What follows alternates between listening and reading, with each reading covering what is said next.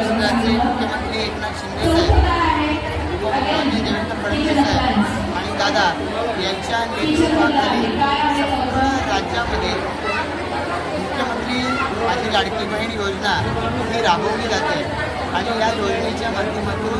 प्रचंड प्रमाणामध्ये महिला शक्तीला स्वतःच्या पायावरती उभं राहण्याची ताकद मिळत आहे। या महाराष्ट्राचे आधीचे मुख्यमंत्री, अर्थमंत्री आणि आताचे गृहमंत्री देवेंद्र फडणवीस साहेब यांच्या लक्षात आलं की मध्य प्रदेशमध्ये लाडकी बहिणा योजनेला प्रचंड प्रमाणामध्ये प्रतिसाद मिळतोय आणि या योजनेच्या माध्यमातून मोठं परिवर्तन मध्य प्रदेशमध्ये घडत आहे। त्यावेळेला त्यांनी आग्रह धरला,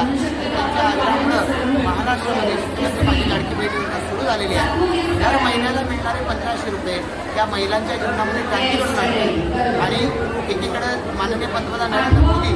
यांच्या नेतृत्वाखालच्या केंद्र सरकारच्या योजना आणि शिंदे साहेब, फडणवीस साहेब, दादा यांच्या नेतृत्वाखालच्या राज्य सरकारच्या योजना याच्यामुळे ताकद या महाराष्ट्राला मिळते आणि त्यामुळे या महाराष्ट्राचं लाडकं व्यक्तिमत्व देवेंद्र फडणवीस साहेब यांचा आभार मानण्यासाठी लाडक्या बहिणींचा लाडका देवावर असा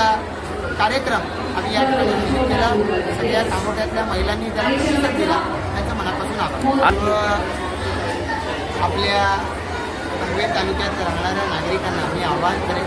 की अलीकडे काही ठिकाणी माझ्या लक्षात आले की माननीय पंतप्रधान नरेंद्र मोदी यांनी या देशासाठी 2029 पर्यंत जाहीर केलेलं आहे की पिवळं रेशन कार्ड, कृषी रेशन कार्ड, मार्चची 5 किलो धान्य मोफत मिळणार, ते मिळालंच पाहिजे। काही ठिकाणी जाणून बुजून दुकानदार देत नाही आहे, काही ठिकाणी लोक त्याच्यामध्ये कंटाळा करत आहेत, पण या लोकांना जाणीव करून देणं हे आमचं कर्तव्य आहे। आज देशामध्ये 80 कोटी लोक हे धान्य घेत आहेत, तर हा फायदा लोकांना